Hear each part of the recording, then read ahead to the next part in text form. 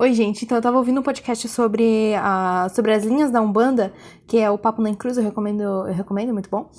E eu acabei de ter um pequeno insight sobre algumas questões, por exemplo, o mito de criação de Lilith. Eu sei que, tipo, você pode estar pensando, tipo, o que isso tem a ver? Mas pensa comigo agora, pensa comigo.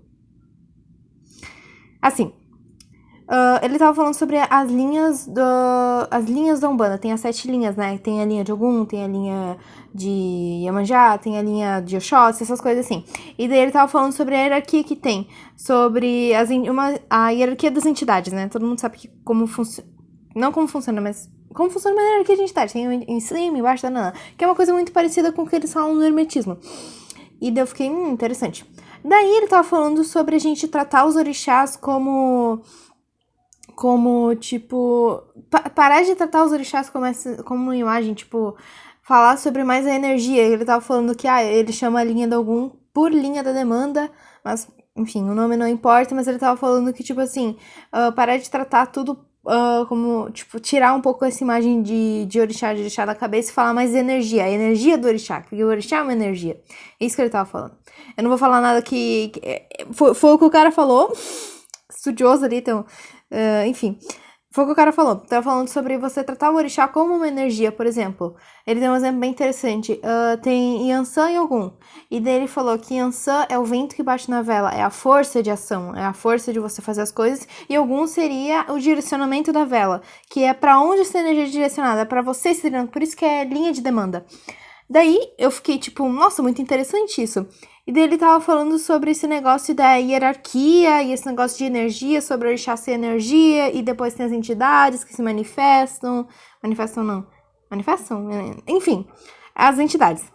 E daí eu comecei a pensar sobre um negócio que eu lembrei de Lilith, porque eu nunca entendi muito de Lilith de acordo com o Zohar, que o Zohar fala uns negócios muito doidos.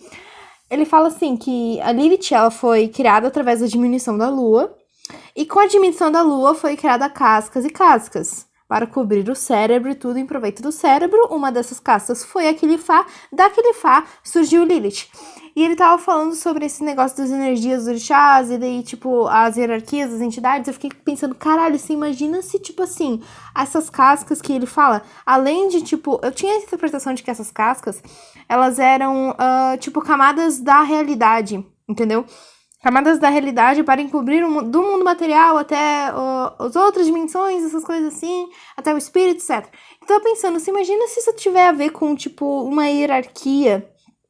Tipo, por exemplo, essa Quilifá, ela representa uma certa energia, e Lilith é uma entidade, assim, sabe? Um negócio assim. E daí eu comecei a pensar, caramba, imagina se Lilith for uma entidade. É porque, tipo assim, as pessoas falam muito que Lilith é uma energia, que ela é uma deusa, que fala um montão de coisa.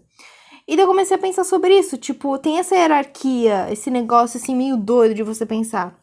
Que ele faz se chama casca do mal, alguma coisa assim. Então eu tô pensando, será que ele faz tem algum tipo de energia, uma energia, por exemplo, não sei, negativa, mas não no sentido de ser ruim, mas um tipo de energia, e daí dessa energia surge Lilith. Daí eu comecei a pensar sobre isso e agora eu não consigo parar de pensar. Mas enfim, né? Era isso que eu tava pensando. É sobre isso. Eu não sei o que vocês acham. Enfim, eu não sei porque que eu fico pensando essas coisas, não sei porque que as coisas... Enfim, foi só umas conexões da minha mente. Eu vou voltar a aprender mais sobre a Umbanda antes de vir aqui falar essas coisas. Beijos.